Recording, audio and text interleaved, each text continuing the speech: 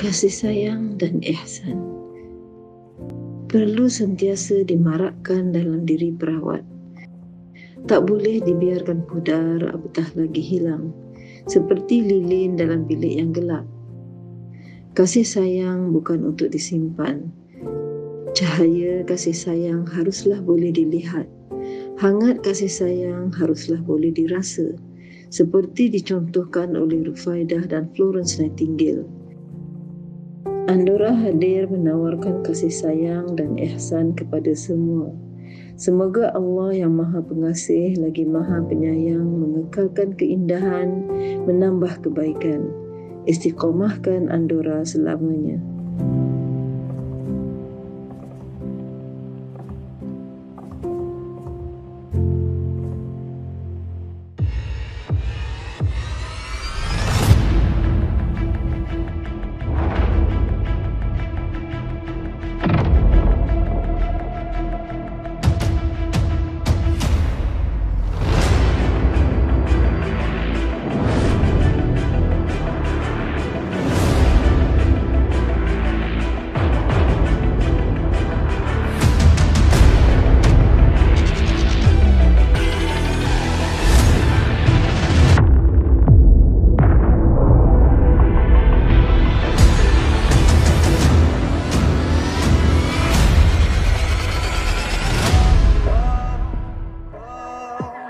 Ibu sayang kamu.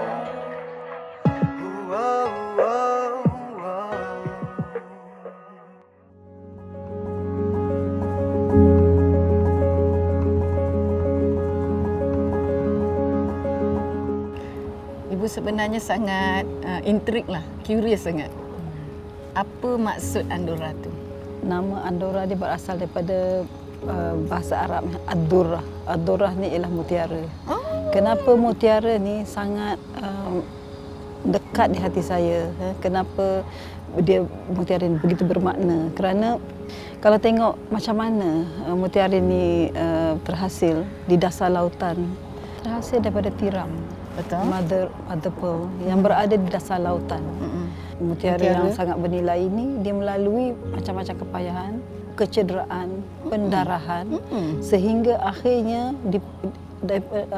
dari masa ke semasa terhasillah satu mutiara yang sangat bernilai. Mutiara inilah yang diangkat dan dijulang-julang dan diselebrate oleh ramai yang di luar sana bertepuk tangan kerana nilainya yang begitu tinggi. Betul. Tetapi siapa yang pandang tiram yang berada di dasar lautan, dan itu yang saya nampak seorang ibu, pengorbanan dia sanggup giginya buruk.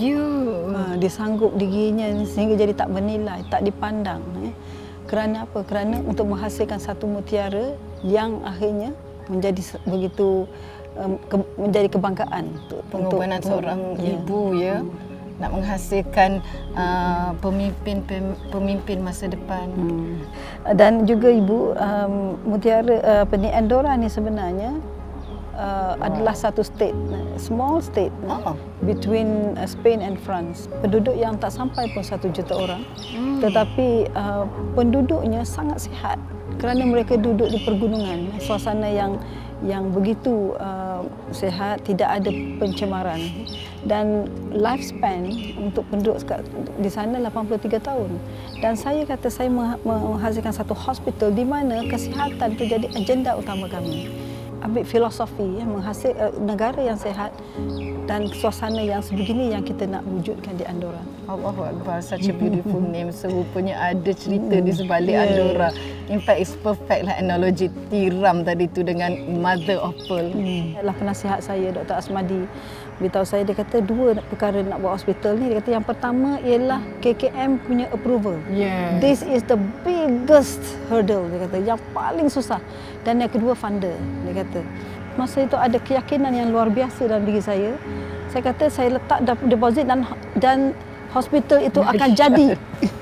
Hospital itu akan jadi seperti yang mana saya impikan. Saya rasa future saya dekat dunia ni saya dah penuhi. Semua saya sudah accomplish, saya kata, tetapi saya membayangkan future saya dekat akhirat. Apa yang boleh memberikan saya pahala ganjaran yang berterusan walaupun saya dah tak ada kat dunia. Dan saya rasa bidang hospital ni adalah bidang yang boleh membantu saya ke arah itu. Idea saya ini, impian saya ini tak begitu dipersetujui kerana abang saya mengatakan saya, why now? Why when you are already 50 years old? You should be enjoying your hard work all this while. You should be sitting at home with your children. You've been neglecting them for so long. And then you neglecting yourself. Dia kata, ahli keluarga saya sendiri, adik-beradik saya, even mak saya pun dia kata sepatutnya, dia kata saya ni usia sekarang ni, saya ni duduk atas tikar sejadah, duduk mengaji. Mana yang tak sempat, kalau dulu tengah sibuk belajar, tak sempat nak mendalami ilmu agama. Lepas tu bekerja lagi dan bekerjanya. Dan lepas tu berkahwin, nak membesarkan anak-anak. Jadi mana ilmu dalam diri. Kata masa ni lah kita ni nak equip ourselves with ilmu-ilmu agama. Dah tahu kita nak pergi ke mana. Dan saya sampai dia kata, bila saya tak pedulikan nasihat mereka, sehingga ada adik-beradik saya semua dipanggil oleh ibu saya balik ke kampung dan buat brainwash session. Mereka, dan dalam sesi itu dia kata, apa kegilaan yang ada pada diri Kamsiah ni? Kekayaan yang banyak mana lagi yang kau nak cari? Engkau dunia apa yang dah masuk dalam diri kau ni sehingga engkau boleh finance rumah, boleh pinjam sana, boleh pinjam, sebab saya tak dapat nak pinjam daripada individu. Tak ada orang percaya dengan saya. Even among kawan-kawan saya pun, bila saya bercerita, berkongsi aspirasi saya, dia kata, Kamsiah, I know you are a good doctor, but you never built a hospital before. And what you are going to build is a big one, it's a huge one. And it costs you a lot of money. Dia kata, siapa yang sanggup nak bagi you modal? Kita boleh bagi semangat, boleh lah. Akhirnya saya kata, saya fikirkan, saya kata, apa yang saya nak buat ini, dia akan memberi manfaat pada ummah. Dan yang ini pada siapa yang membantu saya, mudah-mudahan kebaikan ini mengalir kepada diri semua orang. Dan saya kata, saya bukan sahaja untuk saya berbuat kebajikan dengan hospital itu, tetapi semua kaki tangan hospital. Akhirnya ibu saya merestui, dan adik-beradik saya mula menyokong bila dia tengok kesungguhan saya, dan dia mula, apabila mereka tengok saya mula sedikit demi sedikit cabaran yang saya lalui itu saya dapat atasi. Dan akhirnya saya beroleh kelulusan daripada KKM, dan akhirnya ada bank, SME Bank yang sanggup bagi pinjaman. Allah. Jadi ya Allah, pengorbanan yang sangat besar ya, hanya kerana satu impian.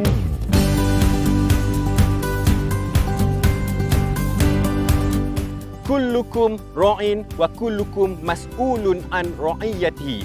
Setiap daripada kalian adalah pemimpin dan tiap-tiap pemimpin akan diminta dipertanggungjawabkan. Hadis riwayat Bukhari dan Muslim.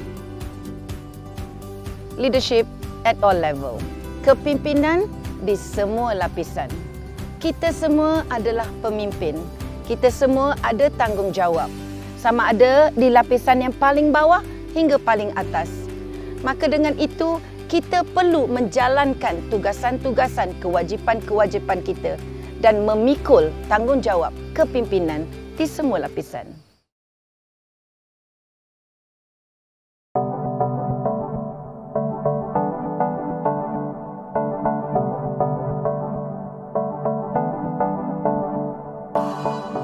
Ibu ni nak tanya sikitlah Dr. Kamsiah. Kenapa doktor sangat mempertahankan wanita dalam perjuangan doktor ni?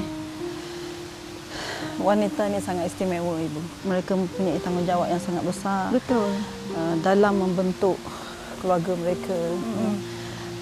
Sebab itu saya nak wanita ni rasa bahagia. Saya nak mereka ni merasa mereka disayangi. Kerana apabila mereka bahagia dan mereka tu disayangi, daripada mereka inilah menghasilkan keluarga yang bahagia.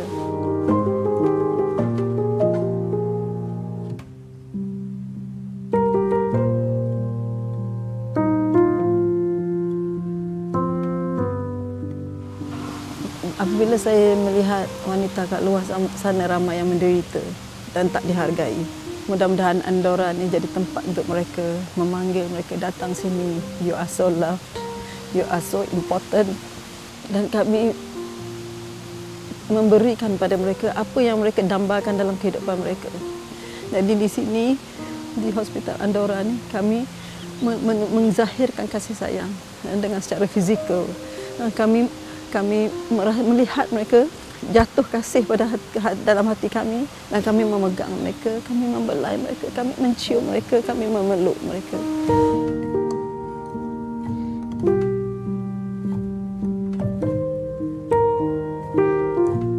Perjuangan saya ini sangat besar, and I'm just an ordinary person.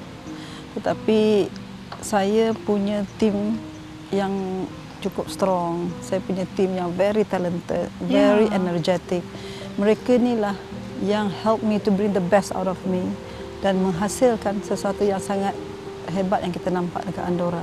Dan mereka inilah yang berjuang dengan saya, mempercayai saya apabila tak ada orang yang percaya saya, kerana saya hanyalah seseorang yang tak pernah ada track record sebelum ini. Saya cuma ada impian. Saya ingin memberi sesuatu yang sangat bernilai pada wanita. Tetapi dalam keadaan tidak ada orang yang believe what I do. Believe, dia kata your vision is so big, you are alone, you don't have any experience before this to build a hospital. Tetapi mereka tetap bersama dengan saya, turun bangun bersama dengan saya dalam keadaan kesukaran kami kerana nak membeli keyakinan daripada bank, daripada investors. Mereka lah yang menjadi penguat pada saya untuk terus bergerak ke depan tanpa menoleh ke belakang walaupun apa cabaran yang kami hadapi.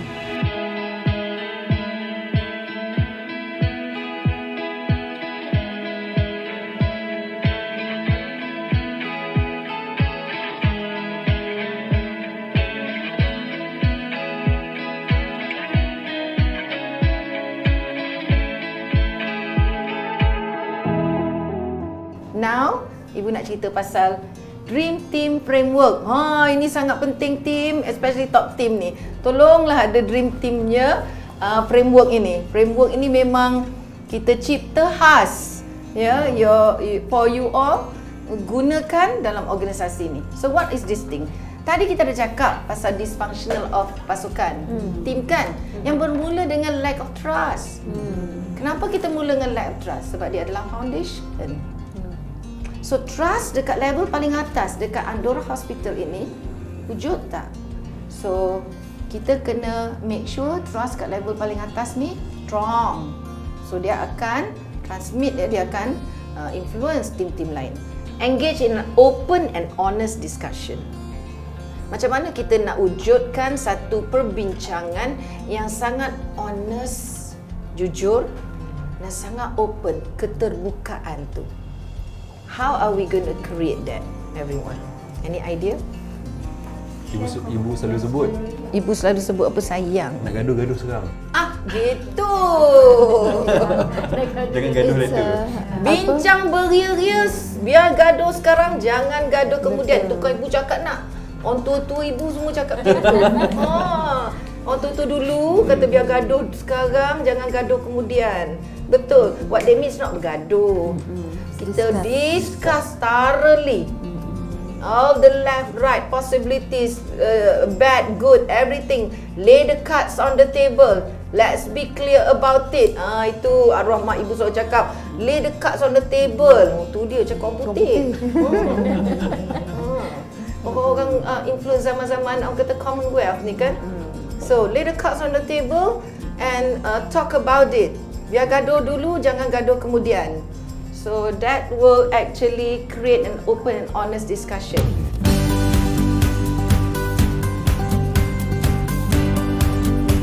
Daripada hadis riwayat Abu Hurairah radhiyallahu anhu, ada 7 golongan yang akan mendapat naungan Allah pada hari kiamat nanti. Yang pertama disebutkan oleh Rasulullah sallallahu alaihi wasallam adalah pemimpin yang adil. Apakah itu adil? Adil adalah meletakkan perkara atau benda di tempat yang betul. Perkara dan benda ini adalah mungkin pengikut-pengikut kita. Adakah kita meletakkan mereka di tempat yang betul? kita kena kenal pasti kekuatan, capacity, capability, skill, attitude pengikut-pengikut kita. Dan kita kena kenal pasti apakah perkara-perkara yang perlu dilakukan demi mencapai kejayaan organisasi. Keduanya kena sesuai, perkaranya iaitu pengikut-pengikut kita dan tempatnya iaitu kerja-kerja yang perlu mereka lakukan. Sebagai seorang pemimpin, kita perlu adil, iaitu meletakkan pengikut-pengikut kita di tempat kerja mereka yang sesuai dengan capability, skill, knowledge dan ilmu yang mereka ada. Jadilah pemimpin yang adil.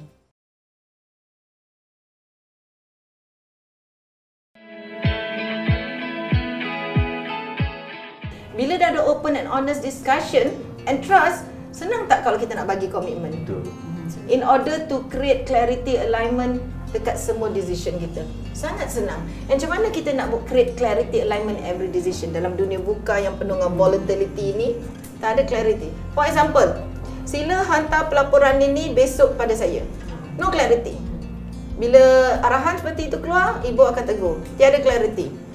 Tolong hantar pelaporan ini besok melalui email soft copy by 12 noon to my email address. Baru ada clarity. Okay, so clarity is extremely important. So kita kena create clarity dekat semua perkara. Ya, dekat proses kita, dekat arahan kita, dekat cara kita, guideline kita. Everything kena ada clarity dan kena ada alignment. And then ni hold each other accountable. Tegur menegur satu sama lain. Ya, kita kena buat benda ni bersama. Kalau kau salah aku tegur, kalau aku salah kau tegur. Very also open. Kita benarkan teguran tu berlaku sebab kita sangat objektif. Masalahnya kita tak benarkan orang tegur kita sebab cara dia tegur tu. Sebab tu kita kena belajar. Ada satu ibu ajar dalam some of my sharing, oils feedback. Iaitu observe, impact, listen, suggest. Ni tak bagi feedback kat kawan, aku tak tahulah kenapa. Rasa macam aku tak suka cara kau senyum. Apa kena-mengena senyum dia dengan company-nya revenue? Tapi nak tegur juga, buat remeh. Contohnya, I mean, sometimes the way we comment, the way cara kita tegur orang, cara kita, ikut emosi kita. Sebab itulah baginda Nabi Rasulullah SAW terbaik dalam form leader, the best ever. Very objective. Nak tegur pun tengok, kau ni orang Mekah ke orang Madinah. Dia tahu background Mekah ni macam rough sikit, Madinah ni macam soft sikit, woman ke children, situasi tu berlaku apa. Sangat individualized consideration. And yang ini fokus on the collective result, especially aspirasi kita. Semua fokus pada result besar dan result kecil, dan result kecil-kecil yang sebenarnya contribute to result besar. Bukan result kecil yang kita rasa result tapi dia tak contribute, in fact waste money. Dan pemain-pemain dalam ni kena kuat EQ-nya, kena bagus SQ-nya dan juga IQ-nya. So ini adalah the attitude or the kind of human being yang akan berjaya bawa benda ni all the way to the top. EQ yang strong, smart with people, very hungry of knowledge dan sangat humble. Tahu dia hanya hamba Allah. Dia humble and dia ada elemen ni, dia akan berjaya bawa ni semua ke atas, insyaAllah. So that is what Dream Team Framework for today, everyone. I hope we can do this for our team. Alhamdulillah. InsyaAllah. So thank you so much, everyone.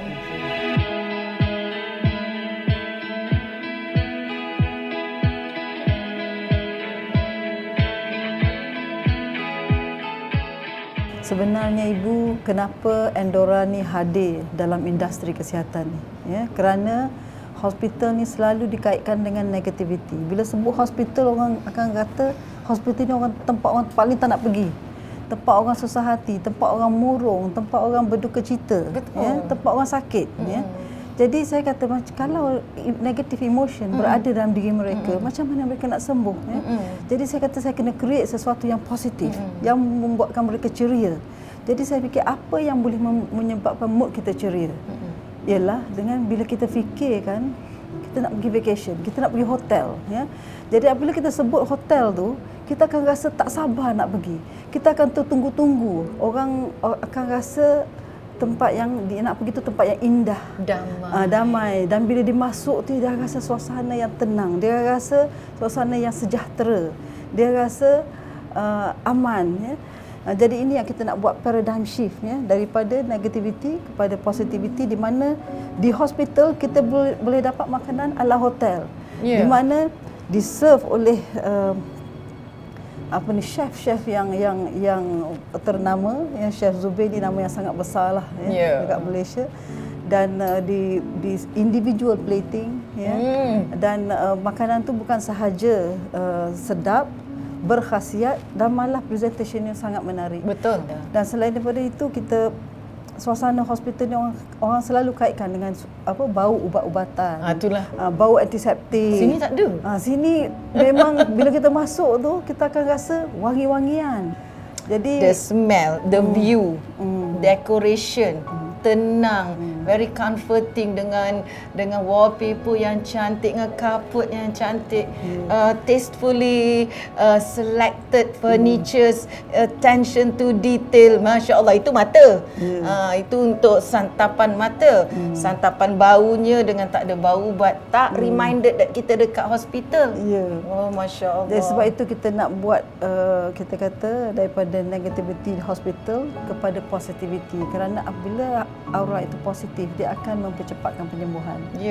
Alhamdulillah Ibu, Endora telah menjadi household name dan dah dikenali ramai, dan banyak permintaan dari wanita luar sana yang meminta Endora datang kepada mereka.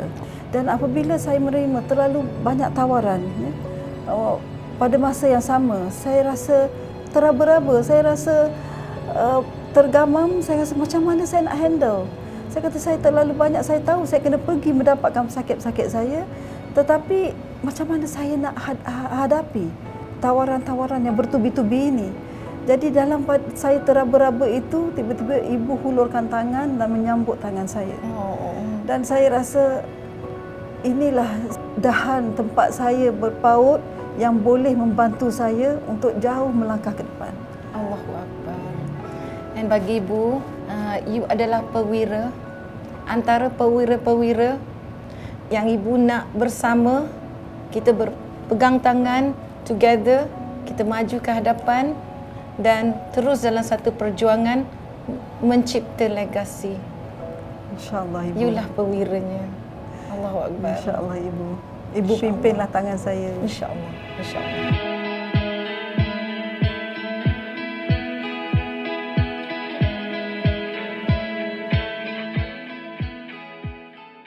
Apa yang paling menakutkan dalam menjalankan bisnes ni? Apabila saya dapat lebih tapi saya bagi kurang. Bukan hanya nak ada tim yang menjual bantal saja, tapi saya betul-betul nak ada tim. Satu tim besar yang betul-betul faham tentang perjuangan ni. Setiap orang yang datang ke organisasi kita, mereka datang daripada latar belakang, pendidikan dan juga pengalaman yang berbeza-beza.